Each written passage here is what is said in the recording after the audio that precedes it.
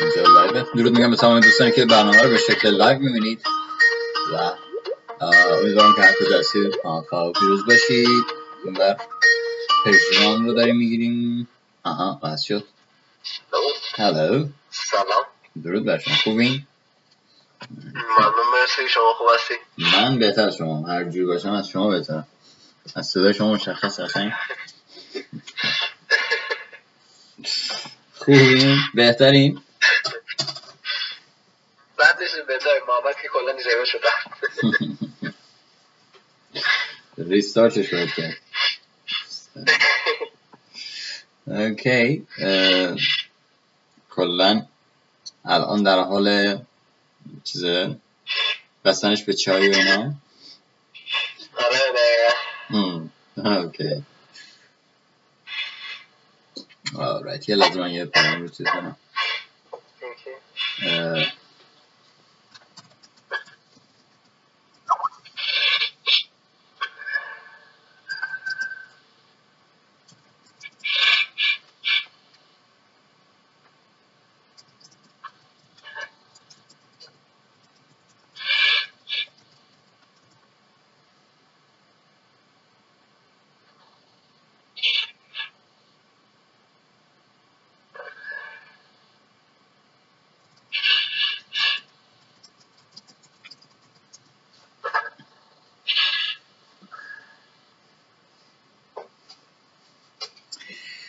اوکی. من یه چند دقیقه دیگه الان تمرین ها مساسون میفرستم. چند دقیقه دیگه چه الان نمیفرستین؟ نه اول روی چیز کار میکنیم، روی یه چند دقیقه روی اصطلاحات کار میکنیم. اوکی. تا من اینو الان مساسون بفرستم. بعد همون گفتم. خیلی از این طرف هم دوستان بیننده همراهمون دارن پیام هایی رو میفرستن. رایت، نیلوفر جان، گلال و حجت، بسیرا، الهه و حجت جان، دوستانی که پیاماتون رو دیدم خیلی خوش آمدید. امروز یک جلسه با پژمان تنها، پژمان محمد نه، پژمان تنها داریم. محمد هر دو سرما خوردن و اینه که با یه دونشون امروز نصف نیمه لشکر شکست خورده. کارم که حالا روی تمرینی که خواهند فرستاد، اما پیش از اون یه تمرینی روی چیز داشته باشیم. یه سری اصطلاح اینها رو با پژمان جان کار کردم، ادامهش رو اینجا کار کنیم. خب بزنم اینم آخرین پیام just in case played safe بوده. اوکی بریم تو. ماشاءالله واسه انقدر زیاد بود من نشستم اینا لیست که ببینم 50 تا سونه شد، حتی 30 تا 40 تا شد، یه سریاشو خودم اضافه کرده بودم که موقع اضافه خیلی سخت میشه. چطوری دارم کار بکنیم میاد دونه میادش. نه ولی این که سر کلاس تکرار شد خیلی خوب بود، چون قبلا یه سریاش آشناگت داشتیم رفته تو ذهن اونقدر چیز نیست که مثلا تو ذهن اون سری دیگه بپر. حالا من دارم میکنم پیدا کنم هستش در واقع تو ذهنم فور انگلند رو. اوکی اینجا صحبت کردیم ده چه پیدا نمی کنم چون که اونو که کار کردیم رو اوکی leaning pole together leaning pole to side. خب اینم کار کردیم. اوپس واسه تصویر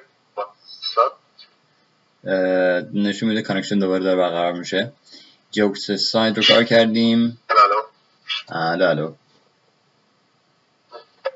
لایو من سمت کم بیرون هوا خرابه شاید هم بخواد نه اینجا OBS به مشکل خورده نه افزار من. از اون طرف هم لایو هم آره دیگه تاثیر میگیره.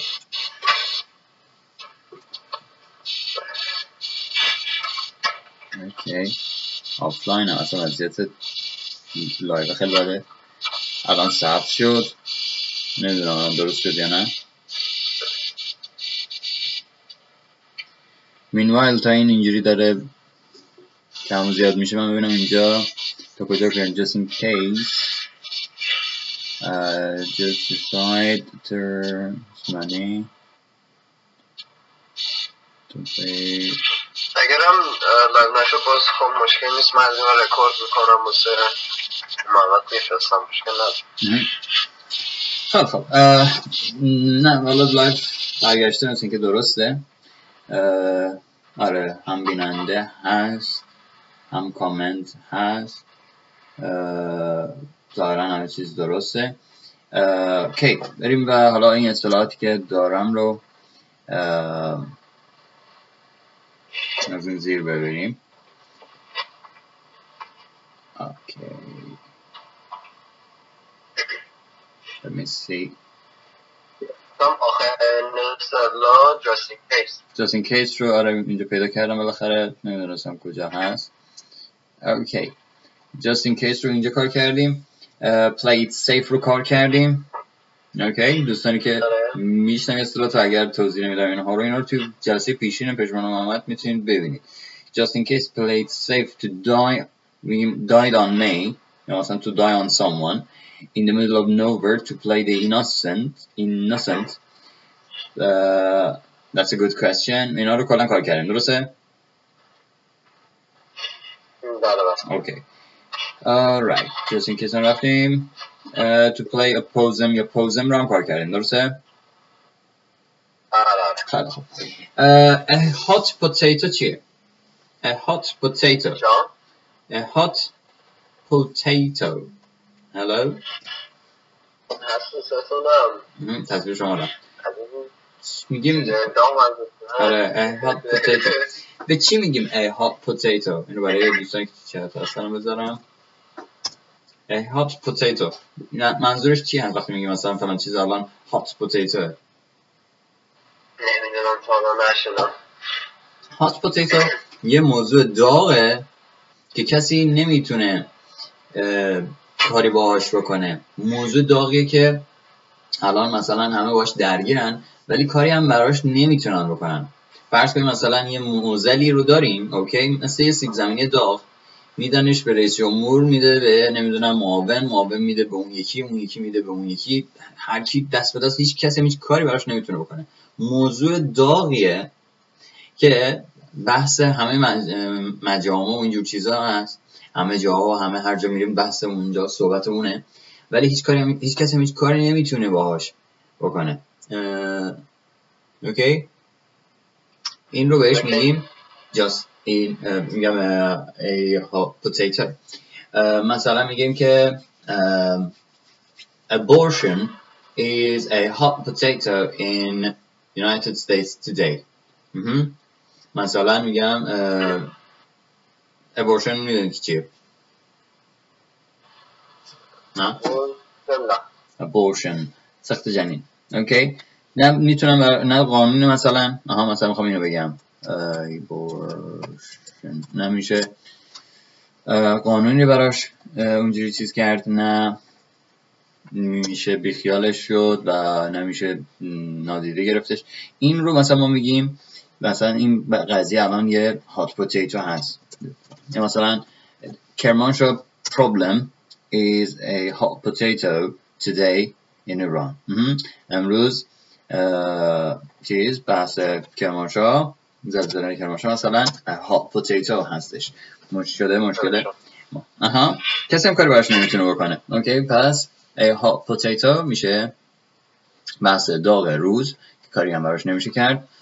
هر کسی یه دست میگیره و بعد دوباره میده به اون یکی فلش میکنه. اوکی این از این. میخوایم بگیم که نمک به زخم کسی پاشیدن. آره نمک به زخم آره درست. نمک به زخم کسی پاشیدن نمیدونم تیش نه آره دیگه همون نمک به زخم زدن. اوکی میگیم چقدر سخت اینجوری. این موضوع سر کلاس شما فقط هم اینجوری میشه، جالبه. موضوع من اصلا مشکل نداره. آره اصلا مشکل نداره. سر کلاس شما نمیدونم چرا انقدر لگینگ داره.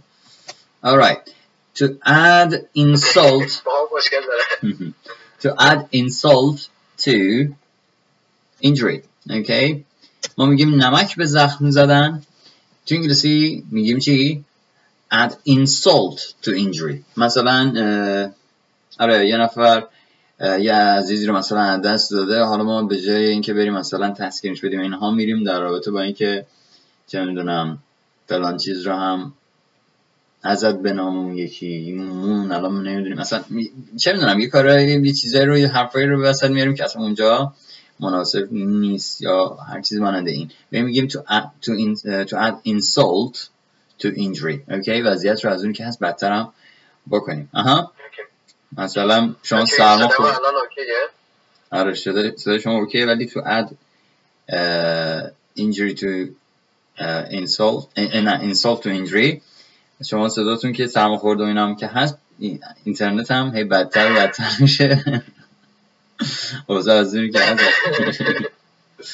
این الان لایو میره بر میگرده، موسه بازی در میاره. شرایط اینترنت کلا همه چی با هم دیگه جور میشه، یه جلسه کلا خراب کنه. شرایط اینترنت سرماخوردگی شما شامل میشه. اوکی، اینترنت تا مثلا 20 دقیقه پیش تحت کلاس مثلا اوکی بوده. آره موسه منم. چند تا ویدیو هم بازداشتی کار میکرد. من کلاس لایو امروز هم داشتم، کلاس دیگه هم داشتم، کلاس کرمانشاه رو داشتم، کلاس دیگه هم داشتم، هیچ مشکلی نداشتم. حالا نمیدونم چرا در بازی در میاره. alright، میخوایم بگیم فوراً، خیلی سریع، خیلی آنی. اوکی، امروز اتفاقا با یکی از کلاس کرمانشاه، میگم کلاس آمریکا، چیزی بود، چی بود؟ at once رو وقتی بهشون گفتم گفت نشنیده بودم. at once براتون آشناست؟ at once؟ آره at once یعنی آنی، سریع، immediately. at once بس همونم. مثلا میگم go home at once، یا سریع برو خونه، بدون اطلاق وقت، معطل نکن. اوکی، پس at once یعنی همون سریع، آنی، بدون اطلاق وقت. اما حالا immediately میتونیم بگیم مثلا quickly یا هر جور دیگه، هر شکل دیگه ما میتونیم استفاده کنیم این صحبت رو داشته باشیم. اما یکیش هم اینه at the drop of a hat. at the drop of a hat. اوکی، میگیم که at the drop of a hat. بذارید سکایپ رو هم باز کنم برای شما اینجا آدرس سکایپ بذارمش. control at the drop of a hat. اوکی، at the drop of a hat هم میشه یه دونه دیگه از اون چیزه که همین معنی رو میده.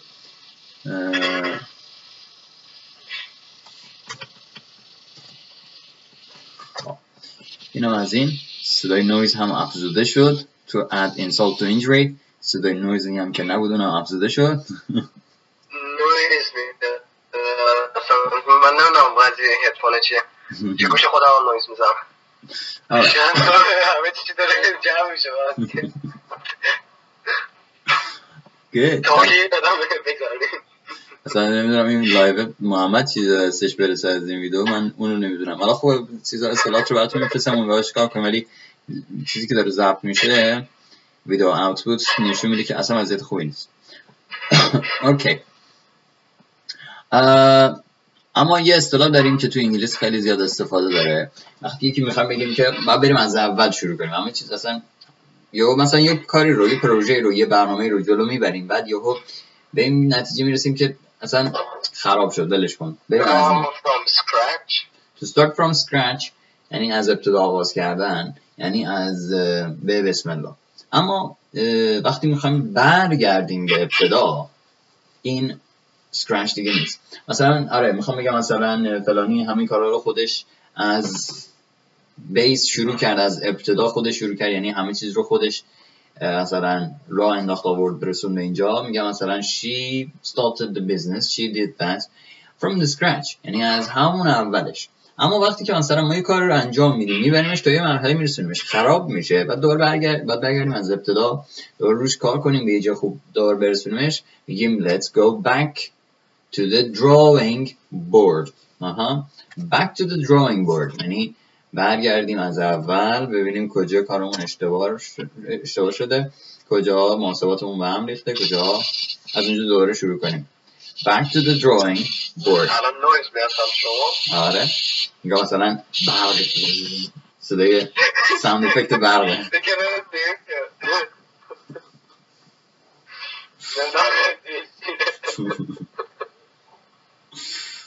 alright این هم از این.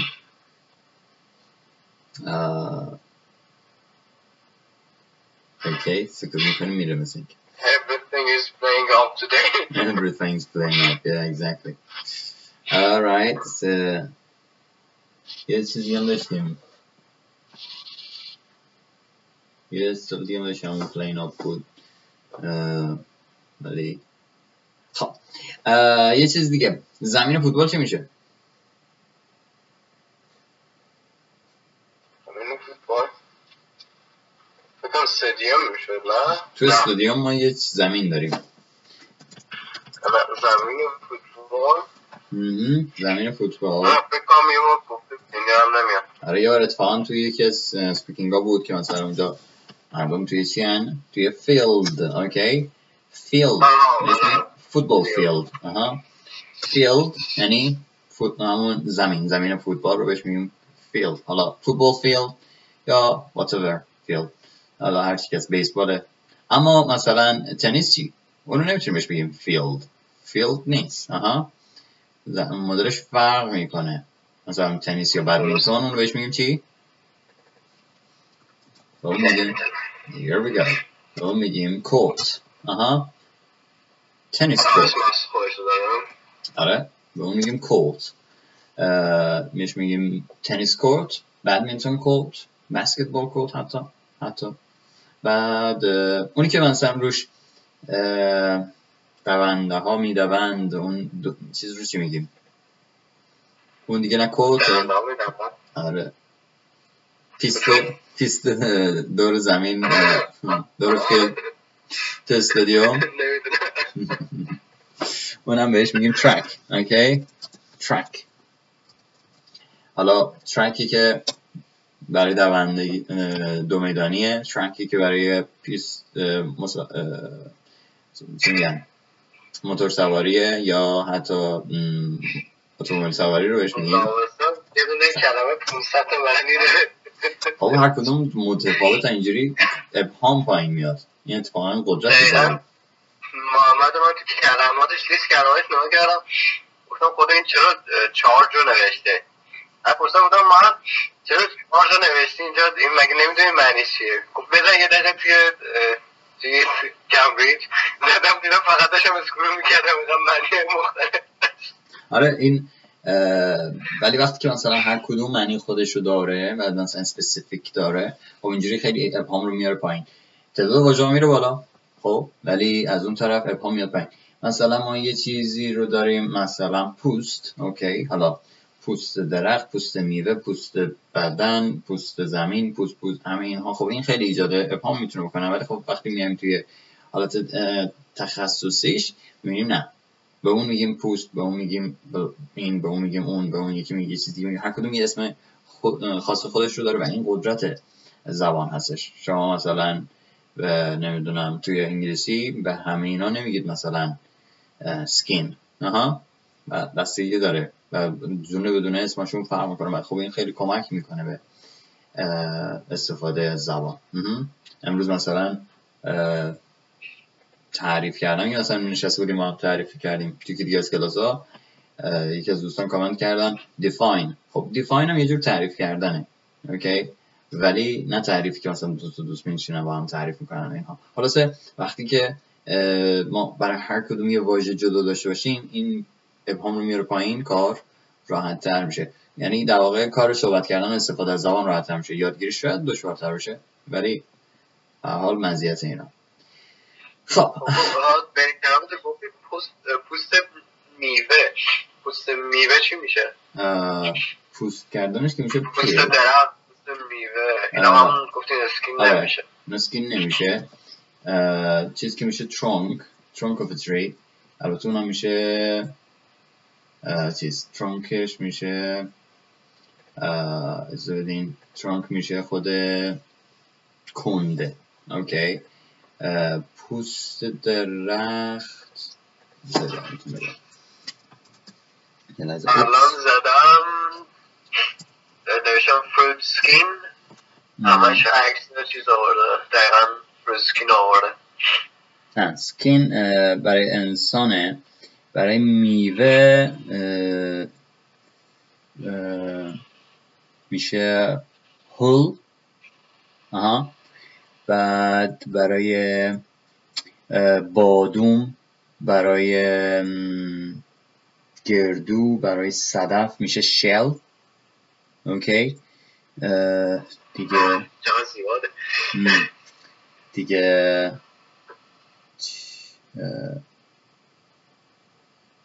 چیز درخت چی میشد الان؟ درخت میشه پوست روی درخت.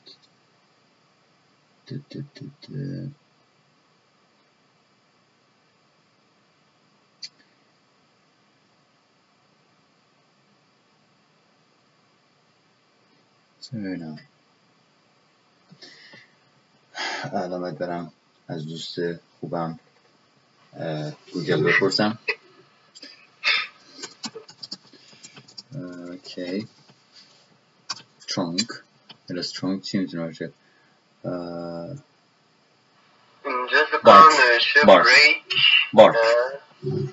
بارک. آره BARK. بارک میشه پوست درخت. خود چیز همینجور ترانک تو ذهنم بود. ترانک میشه بدنه، تنه. آره تنه میگم بدنه. آره میشه تنه، اما بارک پوست روی هستش. هول مال میوه هستش. سکین مال انسان هستش. اینها با هم دیگه متفاوت. خب حالا داشتیم کورت رو میگفتیم. کورت میشه زمین چیز، ترک کورت و فیلد رو داشتیم با هم دیگه بررسی میکردیم. حالا توی چیز، توی تنیس یه اصطلاح بود وقتی که فرد توپ میومد دستش و میخواست اون سرویس رو بزنه و اون طرف باید مثلا ریترن میکرد. اصطلاحاً توی چیز بهش میگیم ریترن، تو میگیم سرو اند ریترن. اون یه طرف سرو دستشه، یه طرف ریترن وظیفش. بعد که ما بهش میگیم سرویس. بعد مثلا وقتی توپ میومد دست فرد، مثلا میگفتن که خب الان این تعیین کننده هست. حالا اون رفته حالا تو اون شرایط خودش که استفاده میشد میگفتیم ball is in your court. این وارد بحث‌های دیگه هم شد و الان وقتی مثلا به یکی مثلا میخوام بگیم که آقا تصمیم با تو، دست شماست، اختیار با خودته، میگیم the ball is in your court. که این وارد زبان ما هم شده، میگیم تو زمین ماست یا همچین حالتی که وقت استفاده میکنیم، گرفته از همین زبان انگلیسی، اصطلاح زبان انگلیسیشه که میگیم توی مثلا کورت هم میگیم، نمیگیم مثلا فیلد یا نمیدونم گراوند یا همچین چیزی نمیگیم. اوکی. پس ball is in your court یعنی توپ تو زمین شماست، شما میتونید تصمیم بگیرید. اوکی.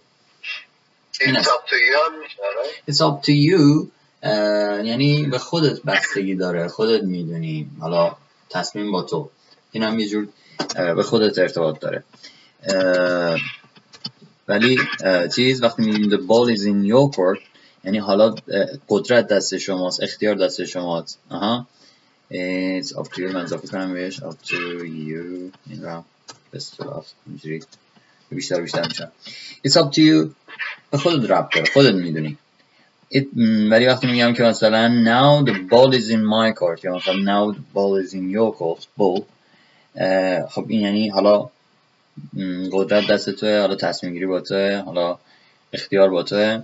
یعنی حالا میتونی خودتو نشون بدی، حالا میتونی تلافی کنی یا حالا میتونی نمیدونم فرق داره یا نداره. خب میخوام بگیم که این قبر که توش گریه میکنی توش مرده نیست. یعنی چی میگیم؟ همینو میگیم، درست میگم؟ یعنی آره درست گفتم. میگیم این قبری که توش گریه میکنی مرده توش نیست. آره من اصطلاحات ایرانی بعضیشون سردر نمیارم. یعنی مثلا اون چیزی از این آیه نمیشه یا نمیدونم اینجا چیزی کاسب نیستی، چیزی به دست نمیاری، این چیزی نیست که حاصلی برای شما نخواهد داشت. اوکی. یا اشتباه گرفتی، مثلا اومدی چه میدونم یا نه مثلا طرف اومده نمیدونم به شما گیر داده، بعد قاتل اون طرف داره راحت میگرده، یا اشتباه گرفتی. اوکی، مثلا اشتباه گرفتن رو هم میتونه یه جور گویا باشه. حالا این رو حساب کنیم، مثلا یه سگه میذاره دنبال یه دونه گربه از یه درخت میزنه بالا، بعد میره پای اون یکی درخت شروع میکنه به واق کردن با اون یکی درخته. اوکی، میگیم barking up the wrong tree. barking up the wrong tree یعنی اشتباه گرفتی، عوضی گرفتی. پارس کردن به درخت اشتباه. آره، یعنی این قبلی که توش گریه میکنی توش مرده نیست، یعنی اشتباه گرفتی، یعنی عوضی اومدی این سمتی با پیکارت. اوکی.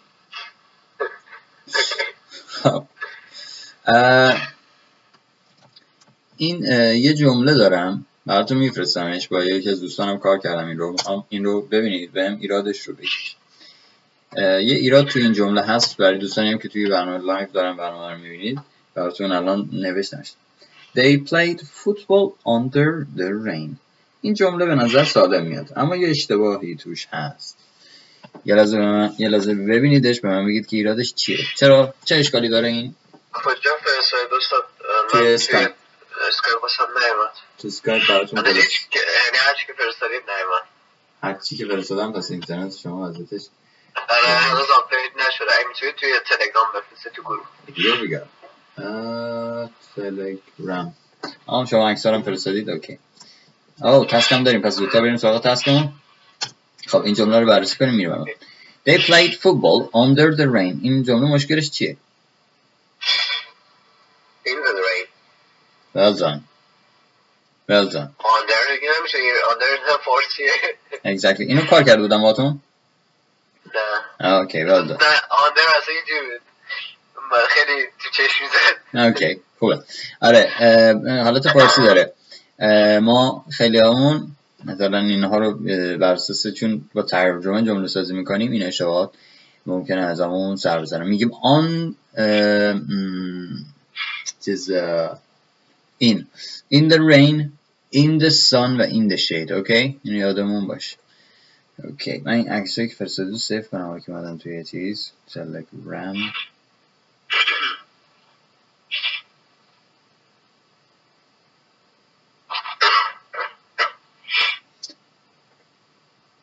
پس آندر اشتباه است برای دوستان که حالا روی چیز میبینید، مثل اون سری نشه. من جمله اشتباه گذاشته بودم تا کار کنیم، اومده بود طرف نوشته بود یارو هیچی بلد نیست، برای میخواد به ما درس بده. خودش ببین چی نوشته. گفتیم بابا یه دقیقه دهنه رو جیگر بزدم توضیح بدم، هنوز هیچی نشده. حالا که رفتیم زیر بارون، یه چیز دیگه مثلا میگیم که طرف شده بود موش آب کشیده، یعنی از همه جاش آب میچکیدین. آب کشیدن که مثلا از بارون یه چیزی مانده این، یا مثلا آب همه جا رو آب گرفته باشه، سر تا پای کله، سر کله فرق. اینو موش آب کشیده فکر. آره همین. اینو چجوری بگیم تو انگلیسی؟ نه. میگیم he was soaking wet. اوکی، soaking wet. soak یعنی همون مثلا برنج میریزن تو آب که مثلا soak کنه که چی بشه، نم، که حسابی خیس بخوره. خیس بخوره، آماده شه مثلا برای هر چیزی. میگیم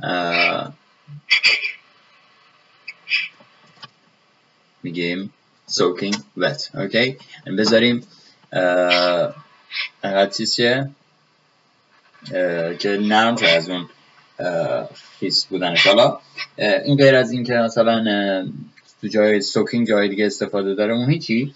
بحث چیز هستش، بحث زیر بارون موندن و ایناست. میگه مثلا I was soaking wet، یعنی که همه جا آب، همه تنم سر کلام گرفته بود. خب بریم سراغ تاسکمون که وقت کم نیاریم، که کم میاریم. بذارید ببینم. half an hour. So task. من تسک کنم اساسا فوروارد کنم آخری. من یه مشکلی داشتم بین این یه ذره فکر کنم 5 دقیقه بیشتر تایم بازم، یعنی تسک یک تایم بود. اون تایش موند دیگه، اون تایید دیدم در تایم زیاد میشه، گفتم من ساعت تسک 2. بعد اینو همون 160 نوشتم، 160 تایم تا رو شده دیگه. تسک یک تا همون حدودا دیگه میاد دیگه، آنلاین نیست. ولی اینی که چون نوشته نگاه کنید مثلا تایم ها خیلی زیادن.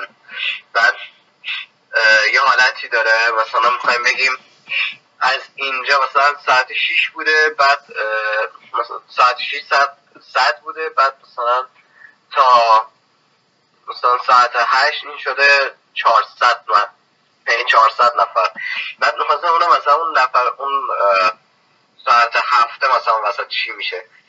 یعنی فقط داریم میگیم از ساعت 6 تا اون ساعت مثلا روند افزایش رو داشته رسیده 400 تا. آره مثلا ببینید ساعت 4 تا ساعت 4 تا 6 رو دارید میگید، داره 16 تا 18. آره من 6 تا 8 تا 6 تا 8 افزایش کاهشه. 6 تا 8 که میشه 18 تا. ساعت رفته به 400 دیگه. 6 نیست، اون 16. نه اصلا چپ 6 نوشته. 6 تا 8 صبح دارید میگید. اوکی 6 تا 8. آره اوکی AM 6 تا 8. آره میتونیم 7 رو بیخیال شیم چون تو همون روند هستش، جهت رو عوض نمیکنه. آره اینجا وقتی که ساعت ها زیاد هست، آره اونجا وقتی که ساعت ها زیاد هست شما روی حرکت جلو برید. مثلا 2 ساعتش تو یه لاین داره میره جلو دیگه، ما اون لاینای وسط رو کاری نداریم، اون ساعتای وسط رو. مثلا من اینو بخوام تحلیل کنم 6 رو صحبتشو میکنم، 8 رو صحبت میکنم، بعد دوباره 10 رو صحبت میکنم، 12 و دقیقاً 2 ساعت میشه. همش از 2 ساعت بجز ساعت 9 8 9 10 شب 8 9 10 شب، چون یکیش پایین یکیش بالا یکیش پایینه، یه فلاکچویتر. من ساعت مثلا 10 تا فکر کنم 14 فکر کنم یا 14 یا 16 رو مثلا 10 تا 16 اینا گفتم فلاکچویته، یعنی همه رو دونه نرفتم. من مثلا 10 گفتم و گفتم تا اینجا فلاکچویت شده، یعنی رفته بالا و اومده پایین، اینجوری ثابت نداره. میخواستم بگم اینجوری شاید زیاد میشه، خیلی زیاد میشه. آره هم از زمان مثلا چیز نیست، زمان از دست میره، اینه که باید مراقب اونم باشه. اینه که آره بریم ببینیم حالا چه کردید، داستان اصلا چی هستش. تست رو من بخونم که این هستش. The graph shows underground station passenger numbers in London. Summarize the information by selecting and reporting the main features and make comparisons by relevance. خودش هم داره میگه summarize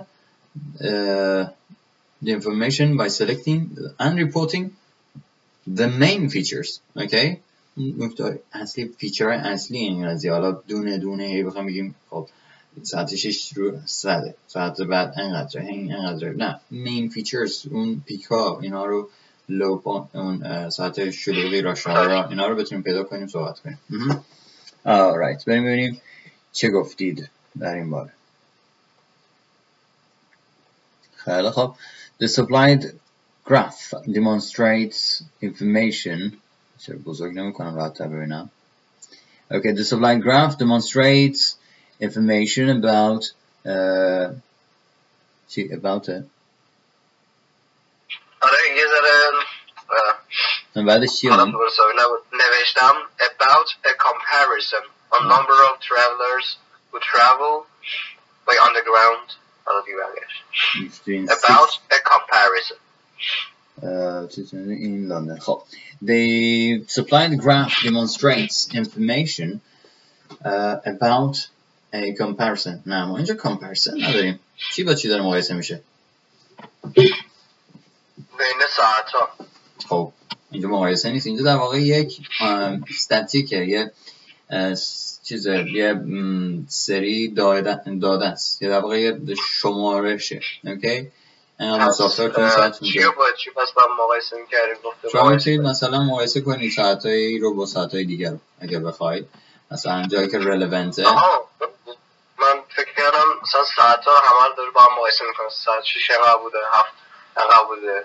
مثلا شما میتونید کمتر از اون، چه میدونم، ساعت مثلا رفتن به مدرسه رو پیدا کنید، برگشتن از مدرسه رو پیدا کنید، برگشتن از سر کار رو پیدا کنید، مثلا اینا رو بگید اینا به نظر مثلا پیکا هستن. میتونید اینا توی مثلا چیز داشته باشید، تحلیل داشته باشید اگر بخواید برای کانکلوژن.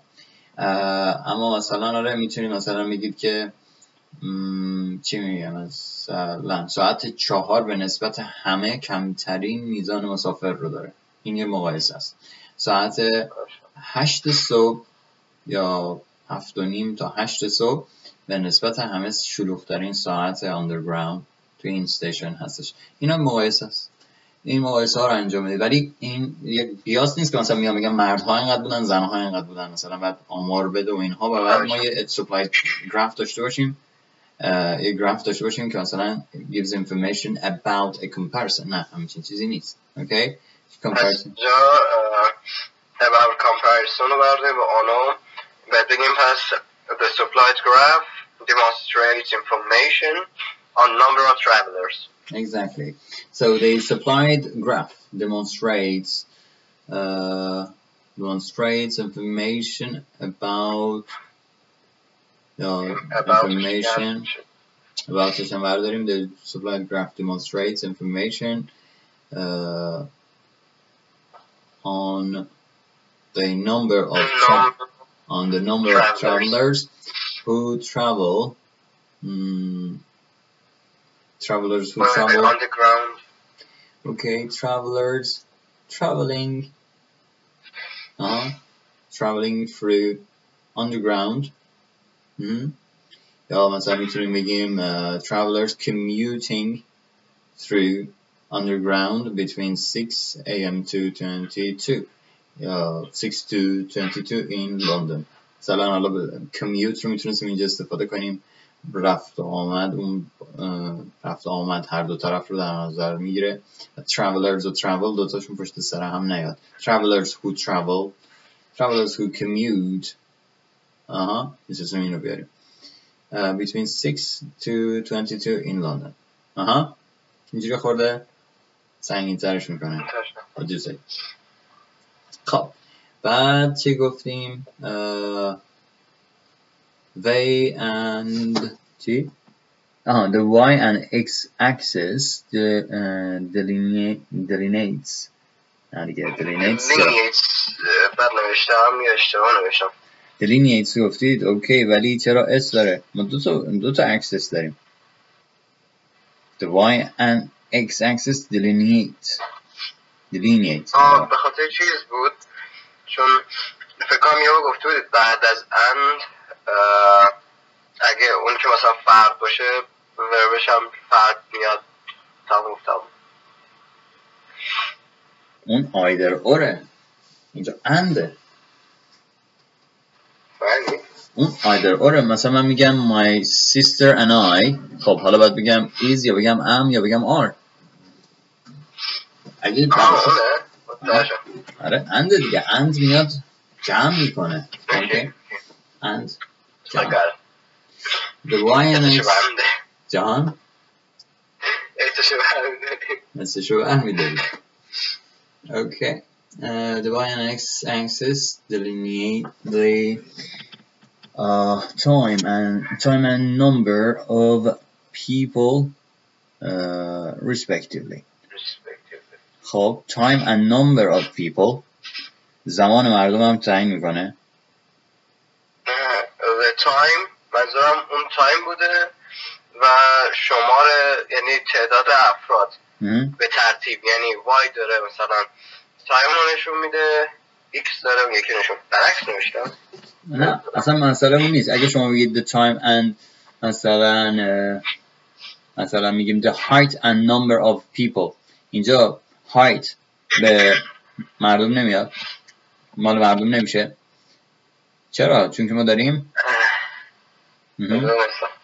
دقیقا داریم مثل give the number and the time delineate the time and the number of people.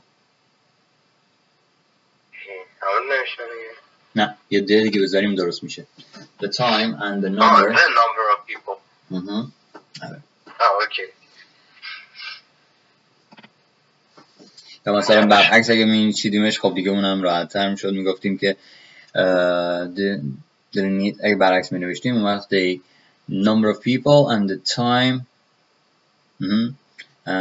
time of the day respectively. Okay, time of the day.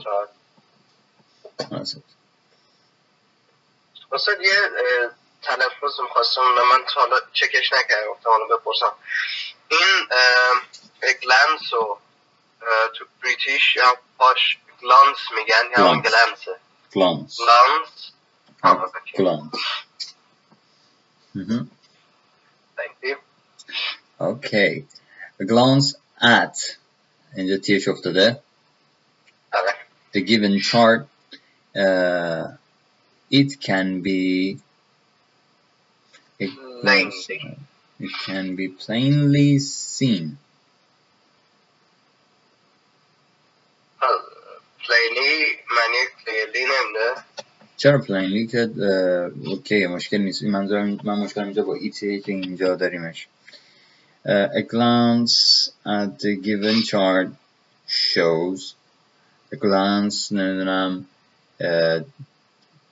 delivers. A glance اینجا فقط پیش میزنم آسنا manifest یا review یا نمیدونم نمیشم manifest.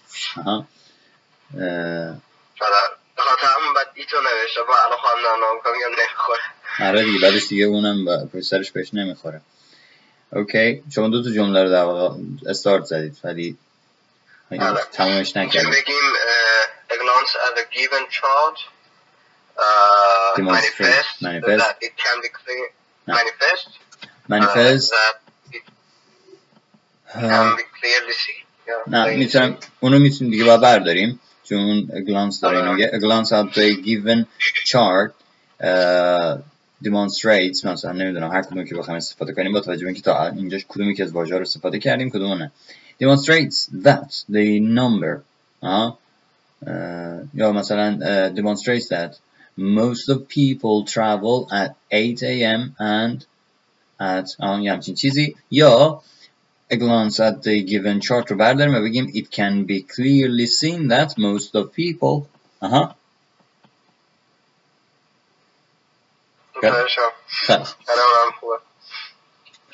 پس it can be plainly seen that most of people travel. Most of people, the majority of people میتونستیم majority هم majority of people. Okay. Travel at 8 a.m. and at 18 p.m. ما 18 p.m. نداریم 6 p.m. داریم. 18 p.m. دیگه نداریم 6 p.m. داریم. آره اگر شما بر اساس 24 ساعت دارید می‌نویسید دیگه AM PM نداره. اگر بر اساس 12 ساعت می‌نویسید اون وقت AM PM معنی میده. آره مثلا 8 PM یعنی 8 ساعت بعد از 12. اگه بگیم 20 PM یعنی 20 ساعت بعد از 12 نداریم. اصلا PM چیه؟ پست مریدیم یعنی پس از ظهر. حالا شما نوشتید چی؟ 18 پس از ظهر. خب ظهر میشه 12. 18 ساعت هم بعد از 12 میشه چند؟ میشه 6 صبح. درسته؟ الان اینجا ایکس برمی نوشتی؟ جان؟ الان اینجا گفتی جاش ایکس برمی نوشتی ایکس پی ام؟ ایکس 6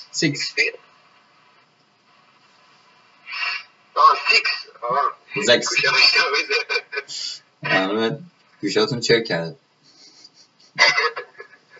6 6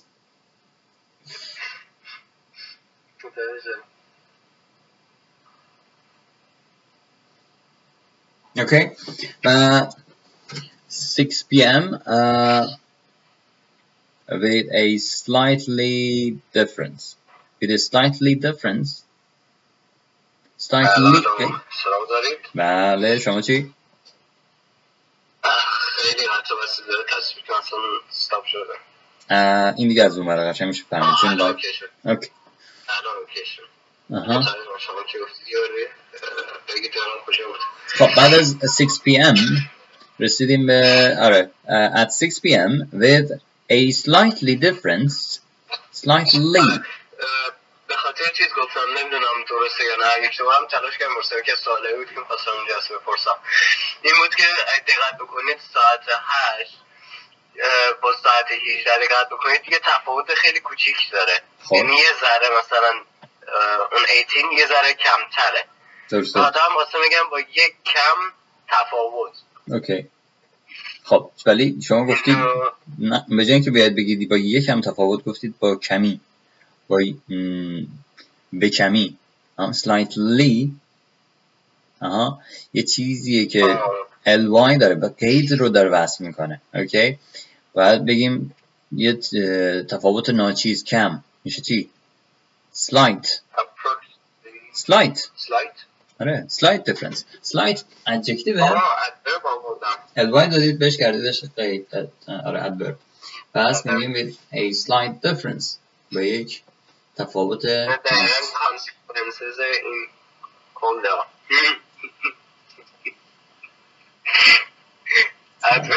adjective استفاده میکنم آره difference اسم شما فقط میتونید براش یه adjective براش بیارید بعد از a میتونید یه adjective بذارید و difference رو بیشتر بحث کنید a difference a slight difference okay so people travel at 8 a.m. and at 6 p.m. میتونیم at دوم رو به قرینه حذف کنیم at 8 a.m. and 6 p.m. with a slight difference meanwhile at خوبه از بزرگا شروع کردید بعد حالا میایید با دقیقا نقاط حساس رو دارید اشاره میکنید خوبه از این طرف دارید میرید سراغ 16 meanwhile at 16 p.m. که 16 p.m. نداریم دوباره میشه چی 4 p.m. یا مثلا 16 okay meanwhile at 16 یا 4 p.m. less people travel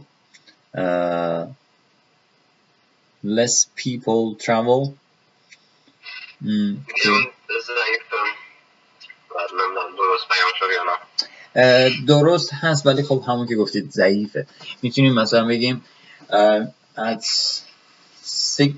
4 p.m. less people مثلا حالا حتی بگیم حتی همون بگیم tend to travel okay ولی travel اونم داره زیاد میشه travel نمیدونم جاش چی استفاده کنم passenger هم میشه نه passenger نه میتونیم بگیم مثلا حالا یه دونه رو با commute جایگزین کردیم یه دونه travel مثلا میگیم مثلا meanwhile at 16 the least journeys are made کمترین سفرها journey میتونیم استفاده کنیم to make a journey the least journey is made during the day trip هم نه خود trip ولی میتونیم ترکیبش کنیم مثلا میگیم نه go on هم نمیتونیم بگیم go on a trip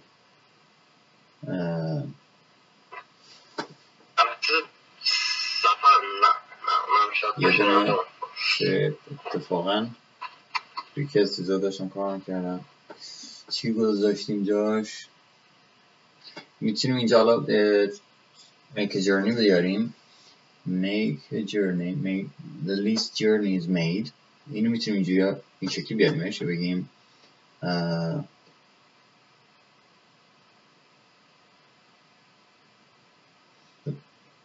trip الان چیز بزنم نمیاد اوکی بگذاریم ازش تا حالا ببینیم بعداً به چی برمیخوریم فعلا travel رو اینجا نجات دادیم از تکرارش. meanwhile as 16 meanwhile خوبه، میتونستیم بگیم on the other hand، میتونیم بگیم in nevertheless یا میتونیم بگیم in contrast. in contrast چرا که ما بلندترین داریم پیک رو با lowest point داریم مقایسه میکنیم، دقیقا بهترین جا برای استفاده از in contrast هستش. بالای بالا رو گفتیم، حالا پایین رو میخوایم بگیم. خب کانترست خوبی به هم نظر میشه، بیشترین کانترست تو این دوتاست. ساعت مثلا 8 صبح و مثلا ساعت 16 اینا بیشترین فاصله رو دارن، نسبت تعداد آدم ها رو دارن. پس بیایم از این کانترست استفاده کنیم به نظر. این به جای travel از کلمه transit هم میشه transit. آره transit. آره تصویر کاملا بازگشت fade out. آره خب این کلا این جمله رو یه دست خوش تغییرات قرار دادیم به این ترتیب بشه. in contrast at 16 یا at 4 p.m. the least number of journeys are made with regards to the depicted data. استارت خیلی خوبیه. at 6 a.m. اوکی روی جدول دارم پیداش میکنم. اوکی 6 a.m. اینجا فکر کنم یه شوکم بعد میگفتم 100 passengers فکر کنم یا 100 passengers نمیم دوستم شد. اوکی نوشتید که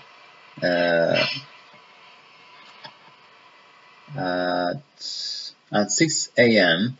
100 passengers travel and this number has an upward tendency till at 8 till خودش چیه؟ حرف اضافه است. at رو برداریم. till 8 a.m. On the other hand, about 400 people travel. خیلی ضعیف نوشتم خدای جمله آخر. So, تو دو صفحه مستده خورده بعد بگریم اونو ببینیم چی بود. With regards to the depicted data at 6 a.m. این استارت بسیار خوبیه، خیلی خوب بازش کردید، ولی اینجا یه خورده افت کرده، یعنی اون قشنگ مشخصه اون حالت حفظی داره چون اون با این اصلا نمیخونه. At 6 a.m. 100 passengers travel and this number has upward tendency. خب اینجا has رو داریم استفاده میکنیم. has اینجا مثلا چیز نیست، مثلا has gone up نبود که حالت مثلا hasی هست که نشانگر زمانه و بعد gone شکل سوم فعل باشه. نه، has اینجا به معنی داشتنه. درسته؟ خب داریم از فعل داشتن صحبت میکنیم. میتونیم به عنوان اگر ما کلا همه نگاهمون قضیه این که این انجام شده تمام شده، بله باید همه رو تو زمان گذشته نگه داریم. The number had an upward. این چیزی که الان من داشتم بحثش میکردم برای این بود که ما اینجا ان رو جا انداختیم چون از داشتنش داریم صحبت میکنیم. had an آره الان دیدمش تو تصویر. آره رفته توی خورده توی یه خوردم اینجا نور زیاده و اونم چیزه درست ندیدمش. اوکی. This number had an upward tendency till 8 a.m. On the other hand, about 400 people travel. خب اینجا چرا on the other hand ما آوردیم کانکتش کردیم دو تا صحبت رو به هم دیگه؟ اصلا یه پرانتز بکنم باز میگم داخلش می نوشتم 400 people travel travel.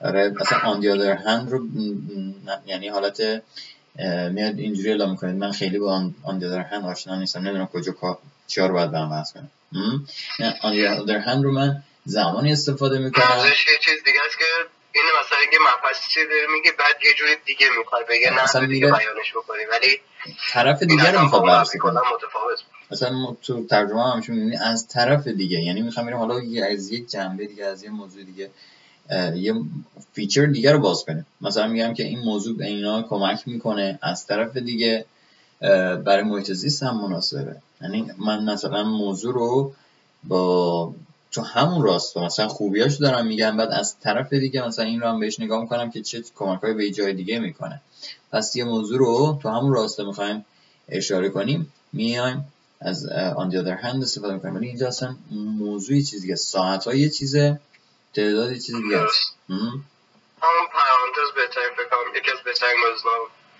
یا میتونیم از ضمیر موصول استفاده کنیم under passengers travel and this number has an upward tendency till 8 a.m. and reaches حتی میتونم اینجا بگم and reaches the highest point in the day دیگه از این بهتر شده به جنگ بزنمش تو پرانتز خیلی قشنگ میتونم بگم and reaches the highest point یا مثلا its highest point of traffic during the whole day which equals to about 400 people همین بیادش رو کاغذ میبینیم که چند تا واژه سنگین توش اومد تعداد واژه ها رو هم برد بالا خیلی بهتر شد آره ضمیر هم داره ضمیر موصولی داره خب اینا همشون تکای چه میدونم گرامر و اینا رو هم تو خودش داره مثلا همون ویچ خب اینا کمک میکنه که نشون میدیم ما همه اینا رو به آشناییم باشون همینا رو میخوان ببینن okay it is interesting to note آره یه بار دقیقا یادم یه بار دیگه هم اینو دارم اینجوری نوشته بودید بدون ای که خب میشه نوت بعض موقع اصلا حواسم نیست مینویسمش نوت یه دونه کلمه دقیقا این بار مینویسم به اون یه قسمت میرسم حتما باید به اون ایش دقت کنم بعدش اینه که غیر از این که غلط املایی حساب میشه اینها طرف میتونه بگه که اینجا اومده منفی استفاده کرده یعنی میتونه اینجاش غیر از این نگاه کنه آره مثلا ریویو های مثلا بریتیش کانسل رو که نگاه میکنیم تو ویدیوهاشون اینها خیلی مهربون نگاه میکنن میگن که مثلا اینجا اینو اشتباه اینجوری کرده اینها ولی موقع تصحیح اصلا این شکلی نیستن موقع تصحیح این ماشین میشن که خب اینجا اینو من نمیفهمم این درست نیست نمیگه که این می‌خواسته بنویسه نوت میگه نمیدونم شاید هم می‌خواسته بگه نوت من کجا بدونم نوت نوشته و اشتباه و باید اینجوری هم صحبت کنه تا بتونه مثلا نمره‌ای که میده با بقیه نمره‌ای که جای دیگه داده میشه همخونی داشته باشه It is interesting to note that this amount of people has a downward trend till 10 a.m. sharply. اینجا حد نداشتم دقیقا بالا گذاشته بودم آره اینجا درست گفتید ولی It is interesting to note that this amount of people amount چرا؟ اینجا نمبر سرو نکن حتی مقدار میشه تعداد نمیشه ما مقدار آدم نداریم که this amount بکنم شاید میگفتم چرا؟ people شاید اینجا اگه بخوام یه رو از فکر کنم بکنم of people فکر کنم حضور کنیم شاید بهتر بشه this amount خب یعنی این مقدار آره چون میگیم this amount has a downward trend till 10 a.m. sharply رو باید بیاریم جلوتر بگیم که آره میگیم this amount has a sharp downward trend till 10 با عنوان صفت میتونیم بیاریم چون ما sharply قیده بعد نمیتونه has رو وصف کنه has sharply نه ولی میتونیم sharp رو برای downward trend استفاده کنیم a sharp downward trend an acute okay شما ایگنور کنید اون نورایی که کم زیاد میشه اون ایگنور کنید. میگیم چی؟ it has this number of this amount has an acute downward trend. acute حاد شدید. اوکیش breakdownش کنید بی زمان. acute A-C-U-T-E. غلط نوشتهش نگاه چطوری. الان می‌نویسمش acute.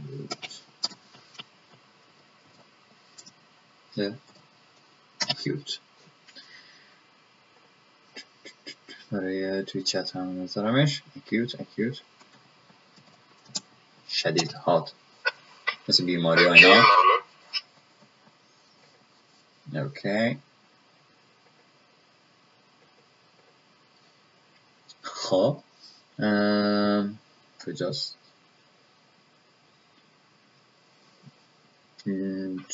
بعد sharply from 10 to 14.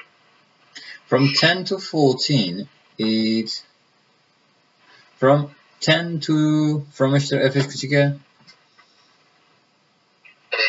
من اینو میذارم کوچیک چرا که سر اف رو شما به سمت داخل برگردوندید. من اینو میگم این کوچیکه.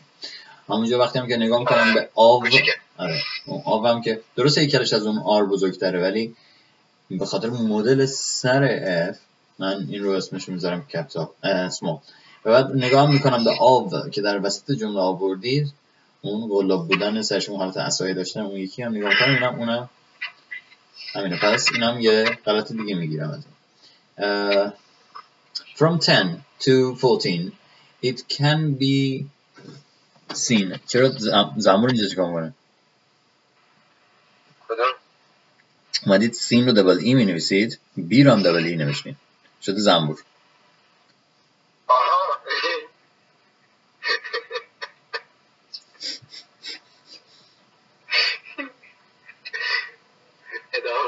نه گافای خیلی بزرگ گردن توی یکی از کلاسام با دوستان مثلا روی ث حساس بودیم که این دو تا صدا رو مثلا شروع کنن توی اون ضبطشون ایجاد کنن. بعد مثلا یه چیز رو من بهشون میدادم میگفتم اینو ضبط کن، بعد اینو انجام میدادم میآوردن مثلا با خودشون میگفتم اینو همین مشکل اینو راحت میتونم میگفتم برو بعدن که اومدی و نالاتو میشنم و میومد میگفت اصلا انقدر سخت بود نمیشد 40 بار باور کنین ضبط کردم همین یه ذره گفتم بهتون بریم. بعدش میومد مثلا میدیدیم که حالا حساس شده برعکس شده، حالا مثلا دیگه مثلا چون انقدر روی ث رفته و مثلا رسیده به چی مثلا same خود بگه the same اوکی میگه the خود روش حساس باشه مثلا روی the same که the نگه بگه the و میگه the same مثلا same هم اونم مثلا same هم که اسش شده same. حالا بی شما هم داستانش هم اینجوریه. بی شما زنبور شده هم غلط املایی حساب میشه هم از اون طرف یه واژه کاملا با معنی هستش. اینه که این مشکلات رو داره. اوکی اینم برگردیم. خب صفحه شب. Okay. From 10 to 14 it can be seen a fluctuation trend about 200 to 300. جمونگه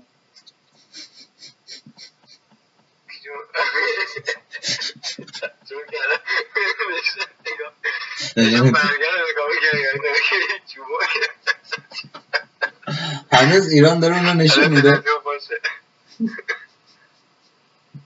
تلویزیون ایران هنوز همون رو داره نشون میده، یعنی هیچی دیگه تو این دنیا نیست. سالی یه بار سریال مختار با جمونگ نشون میدن. نشون ندن مختار که من اصلا روزشون شب نمیشه. من اون که گفتید اگر مثلا ببینم هم نمیدونم مثلا اسمش مثلا مختار یا چیزی، ولی اینو دیگه از تابلو این زاویه است معلومه هنوز این نشون میده. آخ دنیا یعنی انقدر محدود مجبوریم اینا رو ببینیم. ملت استاد نظر هنوز داره نشون میده محصول 21 سال پیشه. چی؟ کدوم چیو؟ کبرا 11 کبری 11 21 سال پیش کبری بازیگراش مردم بوسیدن. ماشینایی که توی اونا مثلا سوپر کارهای اون روز بودن الان اینجا تو اسکاتی هم نمیشه پیداشون کرد.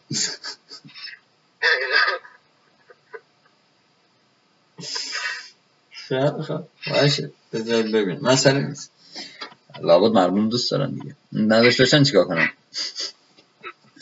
خب from 10 to 14 it can be seen a fluctuation trend about 200 to 300. Now میگیم from 10 to 14 it به چی برمیگرده؟ شما اینجا it رو برای چی میارید؟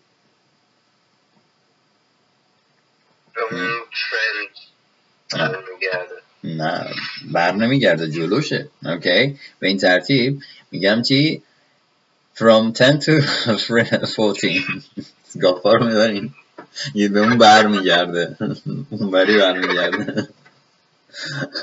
from 10 to 14 a fluctuation or مثلا a fluctuation between 200 to 300 people can be seen. خیلی ساده. Okay.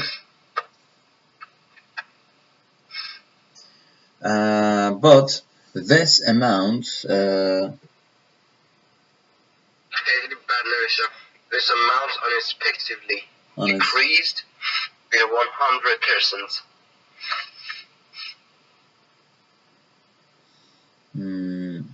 But this amount خب ما اینجا this amount اون مشخص نیست 2 to 300. اوکی یعنی شما وقتی مثلا 100 تا میخواید بهش اضافه کنید، خب من به 200 100 تا آدم اضافه کنم یه بحثه، به 300 100 تا آدم اضافه کنم یه بحث دیگه است. یعنی اصلا یکیش یکی از مشکلاتی که داشتم دقیقاً همین بود، نمیدونستم چی بنویسم. میگم از اینجا تا اینجا بعد میخوام بقیه‌اشو بگم. خب بذار ببینم مثلا نمودار من بیارم. خب ما این رو رفتیم تا ساعت 4 رسوندیمش. تا ساعت 4 گفتیم که این بین 200 تا 300 نفر فلاکچویت میکنه. نه راستش بین 200 تا 300 نفر فلاکچویت نمیکنه. بین بیشترین و کمترین رو شما در نظر بگیرید. بیشترینش چنده؟ 300 تا. کمترینش چنده؟ زیر 100 نفره. درسته؟ شما میگید بین ساعت 10 تا ساعت 16. وقتی نگاه میکنیم میبینیم 300 تا 100 بین 100 تا 300 بالا پایین میشه. اوکی همین الان یعنی توی دومین عددی که ما بررسی کردیم بعد همینه دیگه. فقط موضوع اینه که دقت کنیم عددامون اشتباه نگیریم. اگر اشتباه بگیریم خب این دیگه چی میمونه؟ اون یه سری واژه‌هامون هست که داریم اونا رو استفاده میکنیم، گرامرمون هست، اون ساختار سختی که تلاش میکنیم به کار بکشیم هست، همه اینا رو داریم رعایت میکنیم. بعد از اون طرف مثلا میگیم ساعت 4 مثلا شده 200 نفر، بعد طرف نگاه کنیم اینه آقا ما تو نمودار بهش دادیم 4 200 نفر بوده. یعنی اطلاعات رو جابجا بکنید. این طرف اونجا نمیگه که اومده اینو بگه اونو گفته، نه میگه که طرف نتونسته این رو بخونه. پس باید اطلاعاتتون to the point باشه. از خودتون داستان نباید درست کنید، اینو باید بخونید. این نموداری که بهتون دادن رو باید گزارش کنید. اوکی پس a fluctuation نمیدونم اون ترتیبی که گفتم حالا بمیارمش به 100 میرسونش. But this amount unexpectedly okay but this amount اوکی خب ولی اینجا ما به جای اینکه دوباره بیایم amount رو بیاریم، نامبر رو بیاریم، اینها بیایم عوضش کنیم، یه کاری کنیم که اینها تکراری نداشته باشیم. چجوری بگیم؟ مثلا من اینجا میگم که but this fluctuation once again achieves نمیدونم a rising مثلا trend یا مثلا goes back up once again یه بار دیگه میره بالا. ما در رابطه با چیز واژه‌های زیادی داشتیم، مثلا میگیم rises goes up increases نمیدونم boosts همه اینها رو میتونیم استفاده کنیم. اوکی پس میگم but this fluctuation goes up once again یا مثلا rises once again to the highest point in the afternoon which is مثلا just below 400. موضوع اون واژه هاست، اون واژه‌ای که ما داشتیم توی اون دوتا لیستمون که اتفاقا یه بار با چی سوال می‌کردیم گفت لایف سیورن اینها، محمد گفت اینها لایف سیور بودن. همین فقط که ما بگیم مثلا از اون واژه‌های اپروکسیمیشن یه بار مرور کردنشون دارم دوباره. آره یه چند جلسه ما کلا تذکر نکردیم رفتیم روی اصطلاحات و اینها. یه بار بعد برگردیم اونا رو نگاه کنید و اونا رو بیارید تو بازی. همین رو که نوشتید رو بذارید جلوتون و اون لیست رو بذارید جلوتون نگاه کنید چند تا از اون واژه‌ها رو میتونید بیارید اینجا جاسوس کنید. مسلما خیلیشون. مثلا یکیش مثلا هاد هست، همین اکیوز که من اضافه کردم. شما میتونید مثلا سلایت رو مثلا باز دوباره اونجا داریم، اکیوز رو اونجا داریم، چارت هست که الان آوردیم، یه چارت هم هست که نیاوردیم که اونا رو میتونیم دونه دونه بیاریم جای اینا رو برداریم، اونا رو سر جای اینا جایگزین کنیم. بعد هر چی کارمون رو با اون واژه با اون مرکبای ILC اون لیست مزینش کنیم کارمون همچین بیشتر مورد پسند قرار میگیره. اوکی خب بعد and کجا بودیم but on the at 16 and from 16 to 18 حالا از اینجا and from 16 to 18 که اینم اتفاقا همینو الان داشتم میگفتم اینم کاور میکنه دیگه. It rises again and from مثلا 16 که گفتیم rises again and reaches its highest point in the afternoon which is just under 1400 people at 18 yeah at 6 p.m. یا مثلا in 2 hours مثلا نخواهیم بگیم مثلا 16 18 میگیم rises its highest point in the afternoon which is just under 400 people in 2 hours در ظرف زمان 2 ساعت. بعدم خیلی قشنگ میتونم همین بالا رفتن رو دوباره معکوس کنم بگم که and this process is reversed is nearly reversed این پروسه تقریبا حالت برعکس دوباره میگیره ریورس میشه بعدن عقب میره in the following 2 hours توی 2 ساعت بعدیش دوباره برعکس میشه یعنی همونجور که رفت بالا همونجور برمیگرده پایین. اینا مثلا ترکیبایی که حالا حتی تو اون لیست ندارم ولی میشه اضافه کرد میشه اینها هم برد تو اون لیست. نه یه ذره آدم باش بازی کنم خودش متوجه میشه. من یه بارم بود توی که تاسکام نوشته بودم خیلی عالی شده بود دقیقا همین بود قشنگ میرفت بالا به سمت پایین بودنش اما متاسفانه استفاده نکرده همون کلمات اصلا خیلی سطح کار اومد پایین تر ترکیبا کلا ضعیف شد. آره اون واژه‌ای هم که دارید میفرستید که کار میکنید میفرستید اونها توی کار کم استفاده میشه یعنی زیاد نیست مثلا بتونیم اونها رو بیاریم تو بازی یه چیز اصلا نمیاد طبیعیه میخواستم از فهم آره واژه‌ای که من امروز مثلا یاد گرفتم فردا توی تنس نوشتنم شاید یکیشم نیاد شاید بیاد یکیش ولی نمیدونم اون بقیه‌شون نیاد یا توی بقیه‌شون تو روزای دیگه هم نیاد. اوکی خب ولی کاری که میشه کرد اینه که وقتی من خودمو تایم باند میکنم شروع میکنم طبق زمان بندی خودم کار میکنم بعد از اینکه کار تموم میشه اون نتیجهش اون که اون یه صفحه کاغذ هست رو بذارم جلوم واژه‌ام بیارم و ببینم که کدومی که از اینها رو میتونم تعویض کنم کدوم واژه میتونم بیارم بیرون این واژه نو رو جایگزین کنم بعد اون بذارم برای خودم که دوباره ازش بخونم که توی گوشم برگرده با صدای بلند یا حتی ضبطش کنم بخونمش بشنومش این برمیگرده و حالت اکو میشه تو من و من با اون واژه مهمان واژه آشنا میشه واژه‌ای که میشناسمش ولی تو کاربردم نمیتونم بیارم اگه یکی نوشته باشه مثلا بخونم یا بشنوم یه جایی میفهممش ولی هنوز خودم نمیتونم این رو استفاده کنم این رو ضبط میکنم بعد به ضبطم گوش میکنم و اون رو کمک میکنه که همه چیز برگرده دوباره تو تو گوشم داشته باشم، تو حافظه شنیده داریم یه جای برش داشته باشم. اوکی؟ alright. خب then what happened? 16 to 18 free. There is a substantially increase.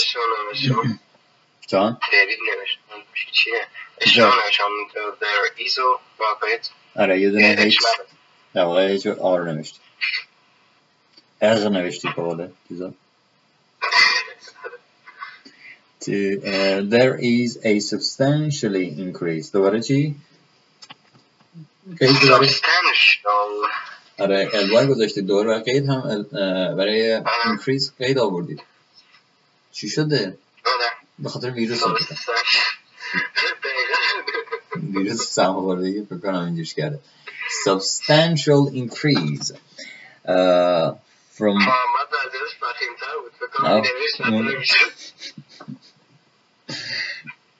حالا خوبه تا چند وقت دیگه هم بهونه دارید دیگه، هر چیزی ما سرما خورده بودیم اون روز. نه دیگه تمام میشه. خب زیاد از پرانتز استفاده میکنید، تلاش کنید تا جای ممکن پرانتز نداشته باشید و حتی اگه میشه اصلا نداشته باشید. اوکی؟ یه جورایی تنبلیه، یعنی ما اصول رو در واقع به جای اینکه استفاده کنیم که اینها رو به هم کانکت کنیم، در واقع آیلتس نشون دادن کانجانکشن ها، کانکتورها، پل زدن ها اینهاست. اگه من اینا رو نداشته باشم مجبورم از پرانتز استفاده کنم. وقتی من پرانتزم زیاد میشه یعنی اینکه بلد نبودم مثلا چجوری این ساعت رو، این عدد رو، این نمیدونم شمار آدما رو، اینها رو بیارم تو بازی، فقط گذاشتمشون تو پرانتز. میگم مثلا زیاد شده تو پرانتز 300 شد 500.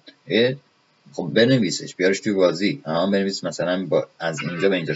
این موضوعی که من میارمش تو پرانتز گویای یه ضعفیه که باید تا جای ممکن ازش کم کنیم. بعد گفتید که from under 100 to upper 350.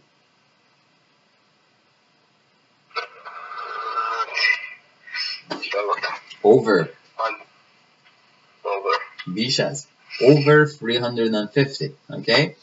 نه اینکه upper. upper مثلا اینجا مثلا میخوایم سطح مشخص کنیم ولی نه اینجا میخوایم بگیم over بیش از تعداده. and this هستش and this number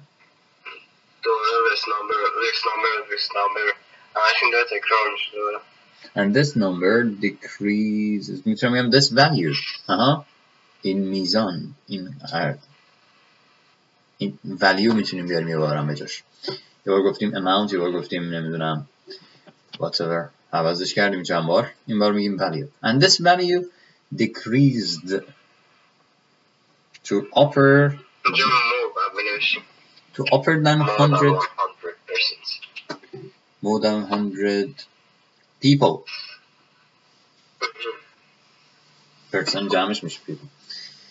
from 18 to 20 که باز دوباره قید زمانش هم خیلی خوب نیاوردیم ولی خب میدونم آخرش بوده، زمان کم اومده، اینجوری جمعش کردیم فقط شده from to و این میتونیم مثلا به جای این بگیم مثلا the final hours of the day، روزای ساعتهای پایانی مثلا کار کرده، چه میدونم اینجوری مثلا با اینجور صحبت ها مثلا از استفاده از from to کاهش بدیم. ساعت ابتدایی روز، ساعت ابتدایی مثلا بعد از ظهر یا راش آور مثلا بعد از ظهرمون هستش. این نمیدونم از اینجور چیزا استفاده کنیم در فاصله زمانی 2 ساعت، در 2 ساعت آینده، در 2 ساعت بعدش، 2 ساعت پیشینش.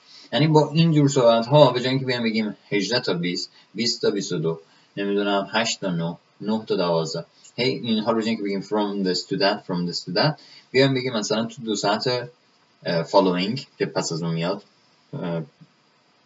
2 ساعت آیندهش the previous مثلا compared to the previous 2 hours با 2 ساعت قبلی وقتی مقایسه کنیم. 2 ساعت پیشین، 2 ساعت پسین، 2 ساعت ابتدایی روز، 2 ساعت مثلا ابتدایی بعد از ظهر. اینجور ترکیب ها ما میتونیم از این from to کم کنیم.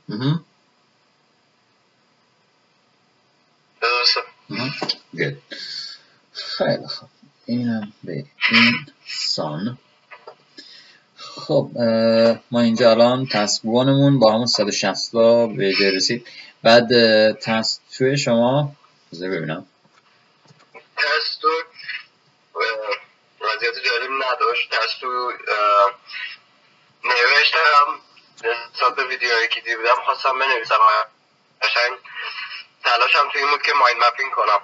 من قشنگ برداشتم یه برگه کوچیک بغل از خودم داشتم، قشنگ کلمات اگه مثلا موافق باشم چی بنویسم. بعد فکر کردم این کلمه خوبه اون کلمه خوبه. بعد می‌خواستم پاراگراف بندی کنم. تو پاراگراف بندی مثلا گیر کردم. اینتروداکشن رو نوشتم، اومدم توی قسمت دوم پاراگراف اول نوشتم، پاراگراف بعدیش دیگه موندم بقیه اون چیزایی که نوشتم چطوری بیارم داخل جمله. نمیخورد اصلا، یه جوری بود انگار توی یه دونه پاراگراف اما اول جمع میشد تمام کلماتم. تو قسمت دقیقا مایند مپینگ الان گیر کردم. تلاش میکنم اون اگه مایند مپینگ رو درست بکنم اون استراکچر رو بلدم. اون مایند مپینگ مشکل دارم، نمیدونم برای قوی کردن اون قسمت چی بگم. خیلی هم گشتم دوباره ویدیوش ولی چیز مناسبی نداره تو اینترنت. تنها مشکلم دقیقا رو مایند مپینگه. باشه این رو روش کار میکنیم که ببینیم دقیقا کجا این جلوی این ضعف رو بگیم. مایند مپینگ و این دوتا رو براتون یه صحبتی در مورد اینا باید با هم داشته باشیم. توی چیز تو پیامتون گفتید که کلاس رو کی داشته باشیم؟ کجا بود؟ جمعه. امروز سه‌شنبه است ایران، چهارشنبه پنجشنبه جمعه. خب برای جمعه خواهیم چیزش کنیم. بعد تو جمعه من میتونم حالا ساعتش که بهتون میگم دقیقا کی به کی رو شاید پنجشنبه هم یه کلاس بذاریم، پنجشنبه رو برای شاید اصطلاحات اینو بذاریم، جمعه رو بذاریم برای اون باز. پنجشنبه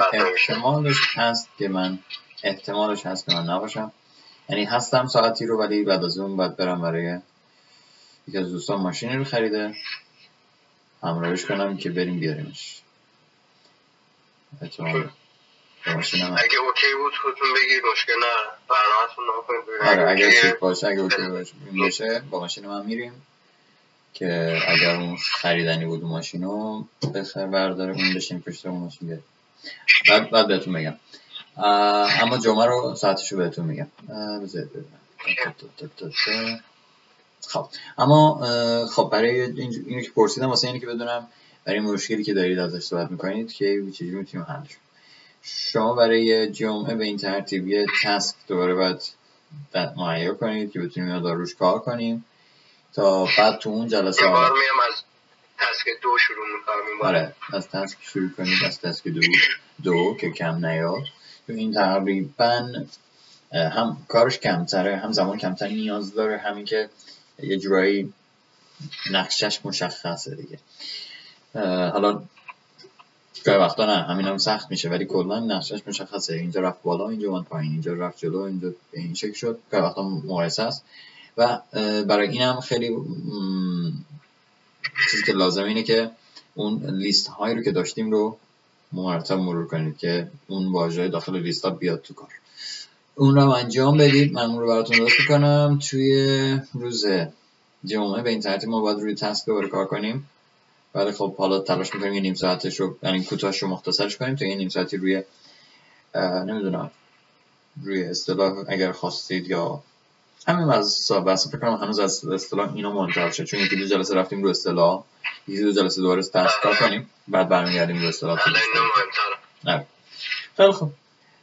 پس این تسک بمونه. این رو میتونید حتی اگر شما انجام دادید اینو پاس بدید به محمد، تسکیه که به حال اگر ندیده ایشون کار کنه این رو شماره 28 رو، و همینطور از اون تسکایی که فرستادم اگر مثلا هست که شما دارید به محمد و بعد بررسی می‌کنید. من کار نکردم، من محمد رو کار نکردم تسکی که برای این درسش قبول بیارم اصلا ندیدمش. میتونی آره جابجا کنید. اونو بتونم کار رو بکنم. آره تسکاتون هم جابجا کنید. اونایی که مثلا فرستادم براتون ولی نداشتینش، کار نکردید روش یا توی کلاس بررسی نشده، جابجا کنید که دیگه اونجا هم نمیخواد منتظر من باشید. خیلی خوب. پس اوکی این باشه برای این جلسه. تا حالا فرصت نمیشه اصلا اینو بتونیم بازش کنیم بهش بپردازیم. خیلی خوب. دیگه نفسش زیاده. آره از اون طرف هم که کلا کامل هم نشده میتونیم میگم بسپاریدش به محمد ببینید که اون چیکار میتونه بکنه باهاش. بعد وقتی من اون رو بررسی کنم اون وقت کار شما خودتون هم میتونید مقایسه کنید ببینید که خودتون چیکار کرده بودید، مشکل کار خودتون چی بود. درسته. مثلا آخرین سوال اینجا یه دسته تو ذهن اومد، نمیدونم اصطلاح یاد هر چی، مثلا میخوایم بگیم یه مشکلی پیش میاد، طرف میگه اینو بذار مثلا به پای بلد نبودنم، اینو بذار مثلا به پای نمیدونم این مشکل، اینو بذار به پای این مشکل، اینو بذار به پای اون چی میشه؟ اصطلاح یا میگیم اینو بذار پای اون مثلا طرفی خرابکاری میکنه. آره اینو بذار به پای بلد نبودنم. باید اصطلاحی داشته باشیم براش.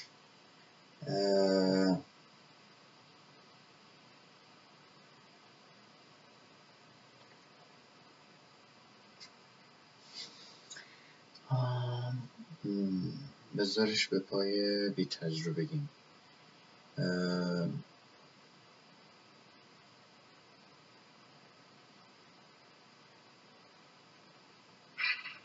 الان زدم فکر کنم نوشته set it to the sick. نمیدونم. نه اینو که نشنیدم. set بفرستم to the sick. نه اینو اصطلاح برام آشنا نیست. میتونه این باشه ولی فکر میکنم اصطلاحی که برام آشنا باشه set it to the sick. نه همچین چیزی set to the sick. نه اصلا جلوی که اینجا پیدا نمی کنم همچین چیزی رو. set to the sick دیفاینش هم میزنم چیز دیگر رو دیفاین میکنه احتمالا. sick رو آره نه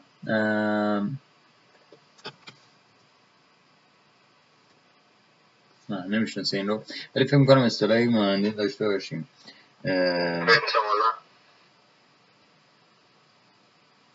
بسپرش رو که میگیم مثلا لیوه ولی بذارش به حساب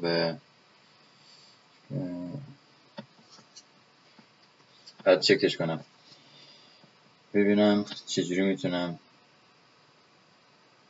یه همچین جمله بسازم. مثلا میگم بذارش به حساب بی تجربه.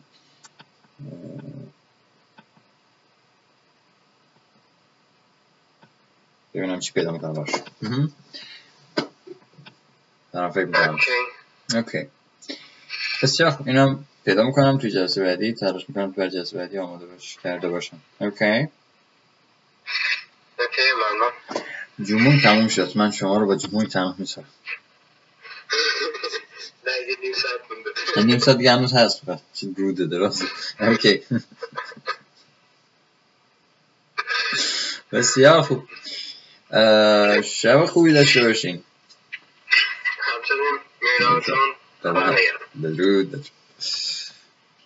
اوکی این هم از کلاس پژمان جان با وضعیت سهم خورده بالاخره خودشون رو رسوندن.